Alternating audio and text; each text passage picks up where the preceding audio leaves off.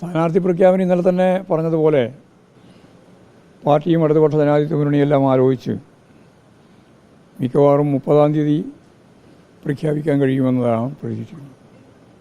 UDF-ഉം അതുപോലെ അൻവറും തമ്മിലുള്ള തർക്കം അതിശക്തിയായിട്ട് നിൽക്കുന്നുവെന്നാണ് ഇപ്പോഴും വാർത്താ സമ്മേളനത്തിൽ അൻവർ തന്നെ വ്യക്തമാക്കിയത്.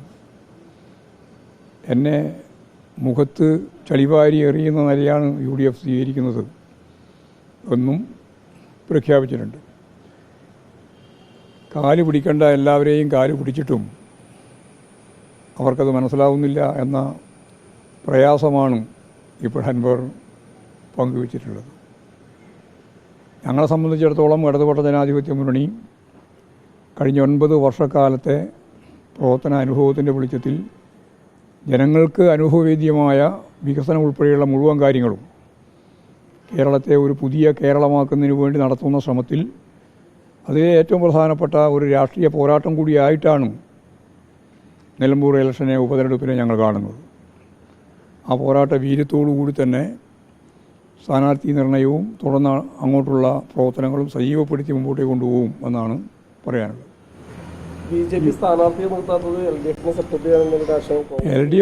LDF-നെതിരായിട്ടുള്ള പ്രത്യേകിച്ച് CPIM ആണ് ഞങ്ങളുടെ പൊതുശത്രു എന്ന് പരസ്യമായി പ്രഖ്യാപിക്കുന്ന പാർട്ടികളാണ് ഇവരെല്ലാം. അപ്പോൾ അന്തർധാന എങ്ങനെയാണ് വരാനിടയുള്ളത് എന്ന് വ്യക്തമാണ്. ഞങ്ങളുടെ 1-ാം നമ്പർ ശത്രു ആരാണ്? BJP-ക്കാരൻ പറയുന്നത് CPIM. ഞങ്ങളുടെ 1-ാം നമ്പർ ശത്രു ആരാണ്? UDF, കോൺഗ്രസ് പറയുന്നത്, ലീഗ് പറയുന്നത് CPIM. അപ്പോൾ ഇതെല്ലാം തമ്മിൽ ചേർന്ന് നിന്ന് ഒരു മഴവിൽ സഖ്യം വർഗീയ ശക്തികൾ ഉൾപ്പെടെ നമുക്കറിയുന്നത് പോലെ കഴിഞ്ഞ പാർലമെൻറ്റ് തിരഞ്ഞെടുപ്പിലും അതിനുശേഷം ഉപതെരഞ്ഞെടുപ്പിലും ഉള്ളതുപോലെ ജമാഅത്തെ ഇസ്ലാമിയും അതുപോലെ തന്നെ SDPI ഉൾപ്പെടെ ചേർന്ന് BJP-യുടെ കൂടി പിന്തുണയോടുകൂടി UDF മത്സരിക്കുക. അതിൽ അവരുടെ ഇടയിലുള്ള കുഴപ്പമാണിപ്പോൾ ഓരോന്നോരോന്നായിട്ട് പുറത്തു വന്നുകൊണ്ടിരിക്കുന്നത്. നല്ല സംഘർഷത്തിലാണ് UDF ഉള്ളത്. അൻവറായിട്ട് പ്രശ്നം മാത്രമല്ല, അവർക്കിടയിൽ തന്നെ വലിയ സംഘർഷം. ഞങ്ങളൊന്നും ഒരു തരത്തിലും ബാധിക്കില്ല. ഞങ്ങളുടെ ഒരു പാർട്ടി മെമ്പർ പോലും ഈ അൻവറിൻ്റെ ഒപ്പം പോയില്ലല്ലോ. അതൊരു അത്ഭുതകരമായ സംഭവമല്ലേ? ഇത്രയും കാലം MLA ആയിട്ട് ഞങ്ങൾ തന്നെ സ്വതന്ത്രമായിട്ട് മത്സരിപ്പിച്ച് ജയിപ്പിച്ച് അദ്ദേഹം ഇവിടെ നിന്ന് പാർട്ടി വിട്ട് ഇടതുപക്ഷ ജനാധിപത്യ മുന്നണി വിട്ട് പോകുമ്പോഴോ ഒരു പാർട്ടി മെമ്പർ പോലും അദ്ദേഹത്തോടൊപ്പം പോയിട്ടില്ല എന്നുള്ളത് നിലമ്പൂരിൻ്റെ പ്രത്യേകതയാണ്. അതുകൊണ്ട് ഞങ്ങൾക്ക് അൻവർ ഒരു പ്രധാനപ്പെട്ട പ്രശ്നമായിട്ട് ഞങ്ങൾ എടുക്കുന്നില്ല. ഞങ്ങൾക്ക് ഇപ്പോൾ പ്രഖ്യാപനം നടത്തേണ്ട തീയതി ആയിട്ടില്ലല്ലോ, അന്നേരം നടത്തേണ്ട കാര്യമുള്ളൂ. അവർക്കിടയിലുള്ള കുഴപ്പം, അതിൻ്റെ തന്നെ ഭാഗമായിട്ടുള്ള കുഴപ്പം ഇപ്പോൾ തീർത്തുന്നില്ലല്ലോ, തീരുകയും ചെയ്യില്ല. ആ കുഴപ്പം തന്നെയാണല്ലോ അൻവറിനെ ബാധിച്ചത്. സ്ഥാനാർത്ഥിയെ തന്നെയാണ് തീരുമാനത്തിനെ അടിസ്ഥാനപ്പെടുത്തി തന്നെയാണ് അൻവർ ഇന്നും പറയുന്നത്. എനിക്ക് അഭിപ്രായ വ്യത്യാസമുണ്ട്.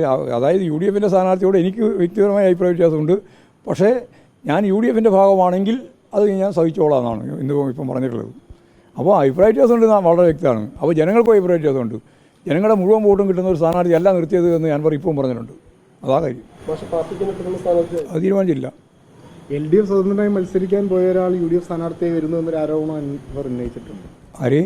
LDF സ്വതന്ത്രനായി കഴിഞ്ഞ 2 ആഴ്ച പോലും മത്സരിക്കാൻ വേണ്ടിയുള്ള ആലോചനകളൊക്കെ നടത്തിയ ഒരാളാണ് UDF സ്ഥാനാർത്ഥിയായി ഇപ്പോൾ വന്നിരിക്കുന്നത് എന്നുള്ളതാണ് അദ്ദേഹത്തിന് പ്രധാനപ്പെട്ട ഒരു ആരോപണം. അതെ, അതാണ് അദ്ദേഹം പറഞ്ഞുകൊണ്ടിരിക്കുന്നത്. ഞങ്ങളിപ്പോൾ ആരും തീരുമാനിച്ചിട്ടില്ല. അപ്പോൾ എങ്ങനെയാണ് 2 ആഴ്ച മുമ്പ് ഒരു സ്ഥാനാർത്ഥി വരുന്നത്? എങ്ങനെയാണ്? ഞങ്ങൾ ആലോചിച്ചിട്ടില്ല, തീരുമാനിച്ചിട്ടില്ല. ഞങ്ങൾ ആലോചിച്ച് തീരുമാനിക്കും. ആര് ചേർത്ത് നടത്തിയിരുന്നു? ശുദ്ധ അസംബന്ധം എഴുന്നേൽക്കുക. ഞാൻ അദ്ദേഹത്തെ കണ്ടിട്ടേ ഇല്ല. ഇനി അവിടെ മറ്റേ എവിടെ വയനാട് ചർച്ച നടത്തുന്നു. എന്തും പറയാൻ ഒരു മടിയില്ലാതെ കുറേ എണ്ണമുണ്ട്. അത് നിങ്ങളുടെ കൂട്ടത്തിലുണ്ട്. സഹിക്കല്ലാണ്ട് വേറെ എന്ത് വഴി? എന്ത് അസംബന്ധവും വിളിച്ച് പറയാൻ യാതൊരു മടിയുമില്ല. അതിൻ്റെ മാധ്യമത്തിൻ്റെ പേരാ പറയാ. എന്താ സംശയം? ഞങ്ങൾ ഇത് മാത്രമല്ല, വരാൻ പോകുന്ന തദ്ദേശ സ്വയംഭരണ സ്ഥാപനങ്ങളുടെ ഇലക്ഷൻ്റെ തിരഞ്ഞെടുപ്പിൻ്റെ ഭാഗമായിട്ടുള്ള കാര്യം, അതിനുശേഷം നടക്കാൻ പോകുന്ന അസംബ്ലി തിരഞ്ഞെടുപ്പിൻ്റെ ഭാഗം ഏറ്റവും ശക്തമത്തായ രീതിയിൽ ഇടതുപക്ഷ ജനാധിപത്യം മുന്നണി ഇന്നത്തേക്കാൾ ശക്തിയായിട്ട് വീണ്ടും തിരിച്ചു വരും. അൻവർ എഫക്റ്റ് ഉണ്ടാവില്ല നിലമ്പൂർ. അൻവർ എഫക്റ്റ് ഉണ്ടെന്ന് ഞാൻ പറയുന്നില്ല, മുമ്പും പറഞ്ഞിട്ടില്ല, ഇനിയും പറയാൻ പോകുന്നില്ല. ഞങ്ങൾക്ക് അതിനെ സംബന്ധിച്ച് ഒരു പ്രശ്നമല്ല. ഇത് നയപരമായ പോരാട്ടം തന്നെയാണ്, രാഷ്ട്രീയ പോരാട്ടം തന്നെയാണ്. അതിൽ അൻവറോ അല്ലയോ എന്നുള്ളത് ഞങ്ങൾക്ക് പ്രശ്നമില്ല. പക്ഷേ അവർക്കിടയിൽ കുഴപ്പമാണ്. സ്ഥാനാർത്ഥിയെ സംബന്ധിച്ചിടത്തോളം അദ്ദേഹം തന്നെ പറയുന്നത് മതിപ്പില്ല, ജനങ്ങൾ വോട്ട് ചെയ്യില്ല എന്ന് അദ്ദേഹം തന്നെ പറയുന്നുണ്ട്. ആ പറയുന്നത് ഞാൻ പറഞ്ഞത് മാത്രമേ ഉള്ളൂ. വേറെ വേറെ എഫക്റ്റ് ഒന്നുമില്ല ഉള്ള നിയമസഭാ തെരഞ്ഞെടുപ്പിന്റെ ഒരു സൂചനയായിരിക്കും. വരുന്ന നിയമസഭാ തെരഞ്ഞെടുപ്പിന്റെ സൂചന തന്നെയായിരിക്കുമോ? അല്ല ഇതിൽ എന്ത് സംഭവിച്ചാലും നിയമസഭാ തെരഞ്ഞെടുപ്പ് നടക്കുമല്ലോ.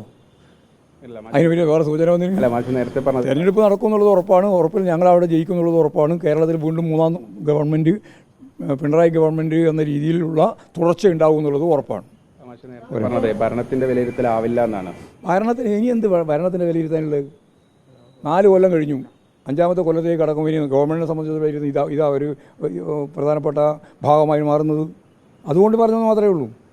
ഇനി വേണമെന്നൊക്കെ പറഞ്ഞോ ഭരണത്തിൻ്റെ എന്താ പറയണ്ടേ? എന്താ പറഞ്ഞോ? വിലയിരുത്തലാവുമെന്ന് പറഞ്ഞോ? ആവുമെന്ന് പറഞ്ഞോ? നല്ല കുഴപ്പം അല്ല.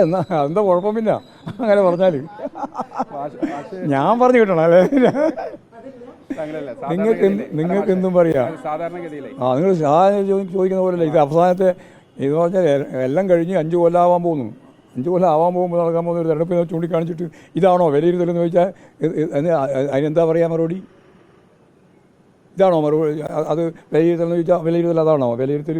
അതിനുശേഷം മറ്റേ തദ്ദേശ സ്വയംഭരണ സ്ഥാപനത്തിൽ ഇലക്ഷൻ വരാൻ പോകല്ലേ, അതിനുശേഷം അസംബ്ലി വരാൻ പോകല്ലേ, അതെല്ലാം കൂടി ചേർന്നിട്ട് കേരളത്തിലെ ജനങ്ങൾ വിലയിരുത്തിയിട്ടുണ്ട്. ഇപ്പോൾ തന്നെ വിലയിരുത്തിയിട്ടുണ്ട്. അതാണ് 4ാം വാർഷികത്തിൻ്റെ ഭാഗമായിട്ട് ജനങ്ങളുടെ പ്രകടനം കണ്ടത് രാജ്യം മുഴുവൻ, കേരളത്തിലെ എല്ലാ ഭാഗങ്ങളിലും. ഇത്ര ആത്മവിശ്വാസത്തോടെ നിൽക്കുമ്പോഴേ 2026 നിയമസഭാ തെരഞ്ഞെടുപ്പിന്റെ ഈ ഫലം ഒരു സൂചനയാകുന്നു. അല്ല, എന്താ നിങ്ങൾ സൂചന കൊണ്ട് ഉദ്ദേശിക്കുന്നത്? ഞങ്ങൾ കഴിഞ്ഞ ദിവസക്കാലം വോട്ട് കിട്ടുന്നതാണോ, അല്ല ജയിക്കുന്നതാണോ, തോക്കുന്നതാണോ? എന്താ നിങ്ങൾ ഉദ്ദേശിക്കുന്നത്? തോൽവിയായാലും ജയായാലും ഞാൻ ഒരു പ്രശ്നമുള്ള കാര്യമല്ല. ഇനി അതിൻ്റെ ഭാഗമായിട്ടാണെങ്കിൽ എന്നിട്ട് അതിനു വേണ്ടി ഇങ്ങനെ വല്ലാണ്ട് ബാധിക്കൊന്നും വേണ്ട. ഞങ്ങളെ സംബന്ധിച്ചിടത്തോളം ഉജ്ജ്വലമായൊരു വിജയമായിരിക്കും. നിങ്ങൾ ആഗ്രഹിക്കുന്നത് പോലെയല്ല അവിടുത്തെ ജനങ്ങൾ ചെയ്യാൻ പോകുന്നത്. അപ്പോൾ നിലമ്പൂരിലെ ജനങ്ങൾ കൃത്യമായിട്ട് ഇടതുപക്ഷ ജനാധിപത്യ മുന്നണിക്ക് അനുകൂലമായിട്ട് വോട്ട് ചെയ്യും. ആ വോട്ട് ചെയ്യുന്നതിൻ്റെ ഭാഗമായിട്ട് നല്ലൊരു വിജയം നേടാൻ ഞങ്ങൾക്ക് സാധിക്കും. അത് ഉൾപ്പെടെ ഉപയോഗപ്പെടുത്തിക്കൊണ്ട്, ഞാനത് നേരത്തെ പറഞ്ഞു, ഉപയോഗപ്പെടുത്തിക്കൊണ്ട് തദ്ദേശ സ്വയംഭരണ സ്ഥാപനങ്ങളിലേക്കുള്ള ഇലക്ഷനിലും അതിനെ തുടർന്നുള്ള 3ാം ടേമിലേക്കുള്ള ചരിത്രത്തിലെ ഏറ്റവും പ്രധാനപ്പെട്ട നിയമസഭാ ഭൂരിപക്ഷത്തിലേക്കും കടക്കും. ഇനി സംശയമുണ്ടോ നിങ്ങൾ?